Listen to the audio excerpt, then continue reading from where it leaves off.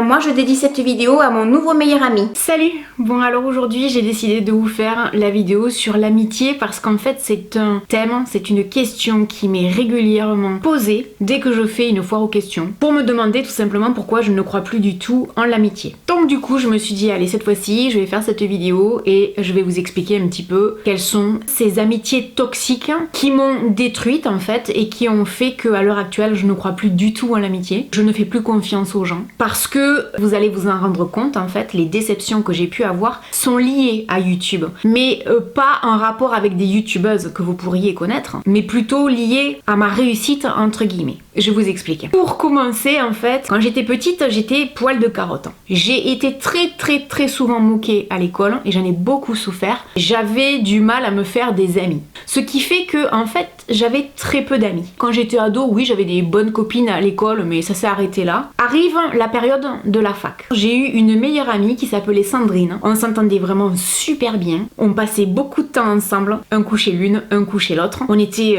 comme les deux doigts de la main, inséparables. On était en cours ensemble. Et puis un été, elle me dit viens, on va en camping avec des copines. Tu les connais pas, mais tu t'entendras très bien avec elles. On va passer une semaine de folie. Et je lui dis bah écoute, oui, pourquoi pas. Et donc je pars en camping et j'ai passé la pire semaine de ma vie. C'était une nana avec qui je m'entendais de folie. Et là, en fait, j'ai vu quelqu'un de différent parce qu'elle était accompagnée en fait de personnes différentes et elle se comportait différemment. Et pendant cette semaine de vacances, j'avais rencontré un gendarme qui était très gentil, qui était très jeune, qui avait une vingtaine d'années. Et on a commencé à se fréquenter et elle l'a très mal pris. Je pense que la jalousie en fait a dû prendre le dessus. Et là, ça a jeté vraiment un froid et j'ai terminé les vacances toute seule avec ce garçon qui a été très gentil avec moi du début à la fin et qui me disait mais en fait, ton amie Sandrine, c'est pas une amie quoi, une vraie amie te tourne pas le dos sous prétexte que t'as rencontré un garçon pendant les vacances. Elle m'a laissé rentrer chez moi sans me dire au revoir. Je n'ai plus jamais eu de nouvelles. Du coup, j'ai été très refroidie parce que j'étais vraiment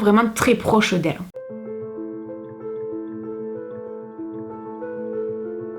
Ce qu'il faut savoir, c'est qu'à la fac, j'étais rousse, j'avais une coupe au carré et souvent on me disait que je ressemblais à Scully dans X-Files. Et ça plaisait pas beaucoup. Alors si vous voulez, il y avait une sorte de rivalité. C'est-à-dire que d'un côté, j'avais cette jalousie un peu malsaine des filles qui me regardaient de la tête aux pieds en se disant regarde là, celle-là, elle se prend pour le sosie de Dana Scully dans X-Files, alors qu'en fait, pas du tout, j'ai jamais aimé cette série. Et de l'autre, il y avait les garçons qui étaient en cours avec moi et qui me parlaient constamment de la série, avec qui j'étais copine, mais sans plus quoi. Et à cette époque-là, donc en fait, j'étais devenue amie avec une fille qui s'appelait Manissa. Et au fur et à mesure du temps, alors que moi je me méfiais beaucoup, je me disais cette fille elle est bien, elle me juge pas, elle est là pour moi. Et malheureusement, au bout de 2 ans, elle a rencontré en cours une autre nana avec qui elle s'est liée d'amitié. Et cette fille, jalouse de la relation qu'on avait, a réussi à lui monter la tête et à la retourner contre moi. Ce qui fait que quand j'allais en cours, elle ne me disait plus bonjour, elle ne m'adressait plus la parole, elle venait plus s'asseoir à côté de moi, juste parce qu'en fait cette fille était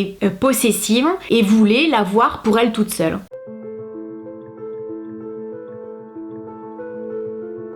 Quand je pense à ça, je me dis c'est niveau maternel, c'est supposé être des adultes et à partir de là, ça a été terminé. Je me suis dit je vais rencontrer des gens mais je me lierai plus jamais d'amitié avec personne. Et ça a duré comme ça pendant au moins une bonne dizaine d'années. Et puis un jour, à mon ancien travail, je rencontre une femme qui s'appelle Véronique, avec qui je m'entendais extrêmement bien, avec qui je travaillais dans des super conditions, à qui je dis moi je crois plus en l'amitié. Et c'est elle, d'elle-même, qui me dit je vais tout faire pour que tu crois à nouveau en l'amitié, parce que tu vas voir, on peut parfois faire confiance aux gens et croire à nouveau en une relation amicale, durable et fiable. Et moi, on m'avait jamais parlé comme ça. Et je me suis dit, mais c'est extra de me raconter ça et d'essayer de me faire croire à nouveau en l'amitié, je trouve ça génial. Et pendant, effectivement, 6 ou 7 ans, parce que c'est le temps qu'on a travaillé ensemble, on a eu une relation extra. On se voyait souvent, on allait souvent au resto, souvent au ciné, on s'entendait très bien, on se racontait tous nos malheurs, et c'était une super relation, vraiment. Et puis, elle a été licenciée. Donc déjà, ça nous a un petit peu séparés parce que j'ai été privilégiée à elle. C'est-à-dire que moi, j'étais plus récente dans la société qu'elle, mais elle a été licenciée et pas moi. Donc déjà, ça a créé un déséquilibre.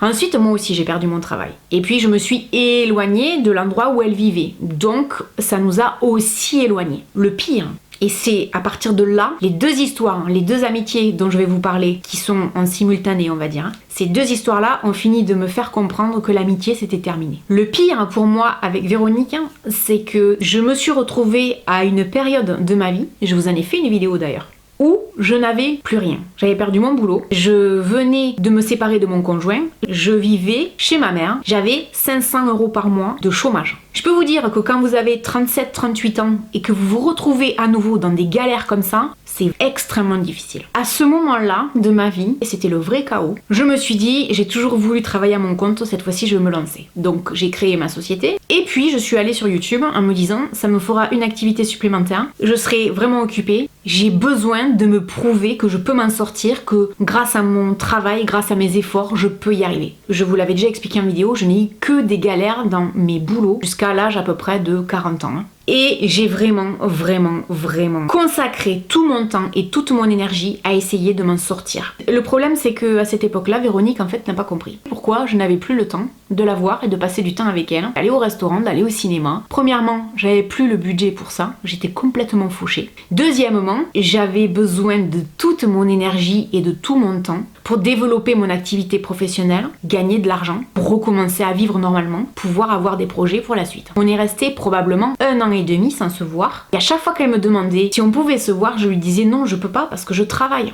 Et parfois je recevais des messages où elle me disait mais pourquoi tu travailles? Je veux dire au bout d'un moment fais une pause. Je dis mais je peux pas, j'ai pas le temps de faire une pause. Je dois bosser. Il faut absolument que je m'en sorte. Et ça elle comprenait pas. Et elle comprenait pas notamment parce qu'en fait elle avait un boulot qu'elle avait eu grâce à son conjoint qui l'avait tout simplement pistonné. Et elle était en CDI, confortable dans son travail. Les galères que moi j'étais en train de vivre, elle ne les avait pas connues. Et quand je lui ai expliqué notamment que je voulais aller sur YouTube parce que je trouvais que les femmes de mon âge n'étaient pas assez représentées et que j'avais envie de faire quelque chose de différent dans ma vie, de partager des choses que j'aimais, elle m'a pris un peu de haut, d'un air de dire qu'est-ce que tu vas aller faire sur YouTube? En gros, tu te prends pour qui? Ça va pas la tête ou quoi? Et ça, c'est quelque chose qui m'a profondément blessée. Parce que je me suis dit, je suis en galère. Au lieu d'essayer de me soutenir, j'ai quelqu'un qui me dit, mais arrête, tu travailles trop. Quand on est ami avec quelqu'un, même si on n'est pas d'accord avec ses choix, on le soutient. On le laisse pas tomber. Ou à la limite, on le rabaisse pas. Ou on se moque pas. En face de moi, une fois de plus, j'avais quelqu'un qu'à un moment donné, je ne reconnaissais pas. C'est-à-dire que là, en fait, j'avais l'impression de ne plus correspondre à l'image qu'elle avait de moi. De la fille qui était dans un travail de salarié avec des horaires de bureau fixes et puis une fois que t'as fini tu rentres chez toi. Sauf que quand tu es à ton compte, les heures tu les comptes pas, tu travailles et tu te démènes pour essayer de t'en sortir. Quand elle a vu que je réussissais, au lieu de me dire waouh je suis fière de toi, c'est extraordinaire ce que t'as réussi à faire, elle m'a tourné le dos.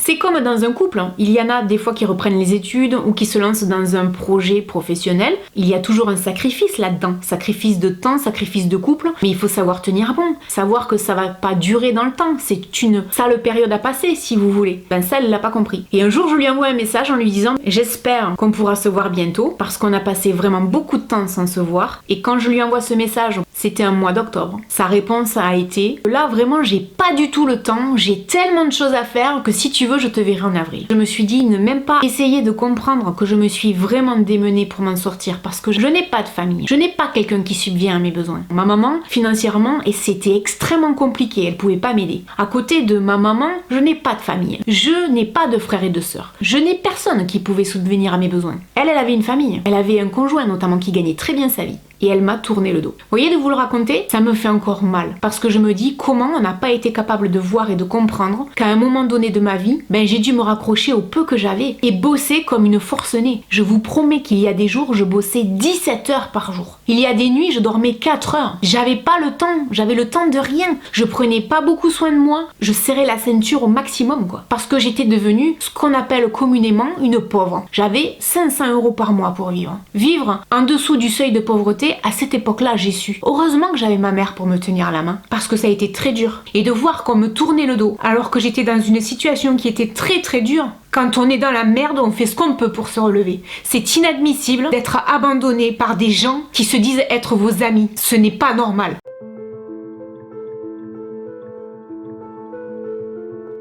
Et vous voyez, en plus d'être triste, je suis extrêmement en colère. Et la colère, elle vient d'une autre relation qui était presque en simultané. Je m'étais liée d'amitié à la même époque où j'étais amie avec Véro, avec 3 filles sur Facebook parce qu'on faisait partie d'un groupe de fans de Bruce Springsteen. On rigolait dans les commentaires et on est devenus amis comme ça. Le problème qui s'est posé, c'est que dans le lot, il y avait une personne qui était malsaine. J'ai mis beaucoup de temps à me rendre compte à quel point elle était malsaine. Le jour où je m'en suis vraiment rendu compte, c'est quand j'ai compris qu'elle critiquait toujours quelqu'un dès que cette personne avait le dos tourné. Jusqu'au jour où on a passé un week-end ensemble qui a explosé. On était à Barcelone, ça s'est très mal passé. Et il y en a une du groupe qui a fini par partir. Et on est resté plus qu'à 3. On s'est revus, on a passé 1 ou 2 week-ends ensemble. Je leur dis, voilà, j'ai décidé de commencer une activité professionnelle. J'ai aussi décidé d'aller sur YouTube. Il y en avait une dans le groupe qui regardait des vidéos sur YouTube. Et elle regardait notamment les vidéos de Sandrea. Sandrea à l'époque qui devait avoir 500 ou 600 000 abonnés. Je vous parle de ça il y a 4 ou 5 ans. Elle se tourne vers moi et elle me dit, mais qu'est-ce que tu veux aller faire sur YouTube? De toute façon, faut pas se leurrer. T'as une centaine d'abonnés à l'heure actuelle. Ne rêve pas. Hein. Ce qui est sûr, c'est que t'arriveras jamais au même niveau qu'elle. Je vous jure que toute ma vie, je m'en rappellerai. Quand j'ai entendu ça, je me suis dit au fond de moi, waouh,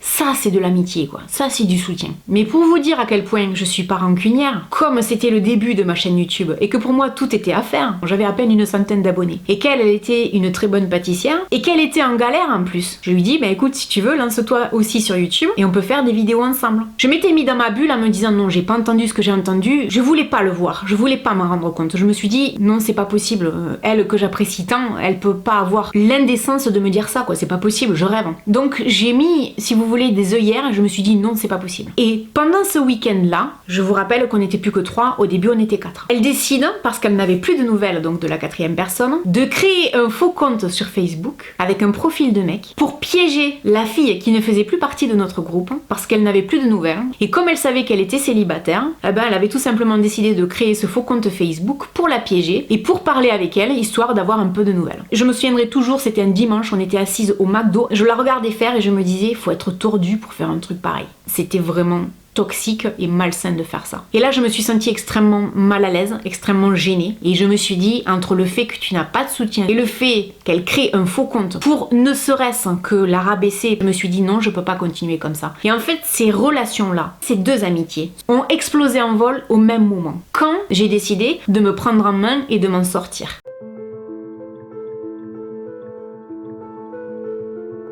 Ce que je retiens de ça, c'est qu'en fait, j'ai été entourée de gens tant que j'étais, si vous voulez, en dessous d'elles. Tant qu'elles étaient donc au-dessus de moi, tout allait bien. Parce que, en gros, j'étais la nana qu'on pouvait regarder en se disant finalement, je suis amie avec une fille, elle est dans une galère pas possible, alors que moi, finalement, je m'en sors bien. Je pense que ça les rassurait. Vous imaginez, quand elles se sont rendues compte que non seulement j'avais réussi, mais qu'en plus, j'avais réussi toute seule. J'avais réussi un truc qui était impensable, inimaginable, même pour moi. Quand elles ont vu mon succès grandissant, quand elles ont vu que je commençais à mettre de l'argent de côté, que je commençais à avoir des projets, elles m'ont tourné le dos. Non seulement je n'ai eu aucun soutien quand j'étais en galère, mais en plus de ça, je n'avais plus d'amis à partir du moment où j'avais réussi. Les gens en France n'aiment pas les gens qui réussissent. Mais la revanche que j'ai eue là-dessus, la vie que je me suis créée et offerte, je ne la dois qu'à moi. Et ça, c'est ma revanche sur l'amitié. Parce que ces gens que j'ai croisés sur mon chemin, qui ont été toxiques, qui ont cherché à me rabaisser, en me disant que de toute façon je n'y arriverais pas, que de toute façon si j'avais pas un mari ou des gosses je pourrais pas me réaliser. Ce que j'essaye de vous dire, c'est que si un jour vous êtes dans la galère et que vous avez autour de vous des gens qui vous font la même chose, ne baissez pas les bras, ne laissez pas vous mettre plus bas que terre. Parce que ces gens-là n'en valent pas la peine. Je me suis battue pour en arriver là où je suis. Je suis fière de moi. Même si très souvent je n'y pense pas parce que je n'ai pas le temps d'y penser, parce que je dois travailler. Mais au moins je me dis que le peu de personnes qui restent autour de moi sont des gens qui ont conscience que je me suis battue dans la vie. Il y a des gens que je n'ai pas vus pendant 2 ans, qui ne m'ont jamais rien dit et qui, à partir du moment où j'ai été plus disponible, m'ont dit t'es dispo? Ok, super, on sort. Ça, c'est des gens sur qui on peut compter. Ça, c'est des gens qui sont intelligents et qui peuvent comprendre que dans la vie, parfois, on fait pas toujours ce qu'on veut. C'est trop facile de laisser tomber les gens, de les dénigrer ou de leur tourner le dos quand ils sont dans la merde. Et c'est trop facile après de les dénigrer et de leur planter encore des couteaux dans le dos quand ils ont réussi. Il n'y a pas à avoir honte de réussir dans la vie. J'ai échoué tellement souvent. J'ai dû attendre 40 ans pour réussir quelque chose dans ma vie, en sachant que j'ai raté tellement de trucs. Ben c'est pas grave, ça en valait la peine. Si vous saviez la haine que j'ai d'avoir rencontré des gens comme ça qui m'ont détruite. Et vous voulez le comble de cette histoire, c'est que cette fameuse fille, elle s'appelle Annabelle. Si jamais elle passe par là, cette petite Annabelle, voici ce qui s'est passé il y a pas très longtemps. J'ai reçu un message d'elle, un texto, qui me demandait comment j'allais, comment allait ma maman, etc.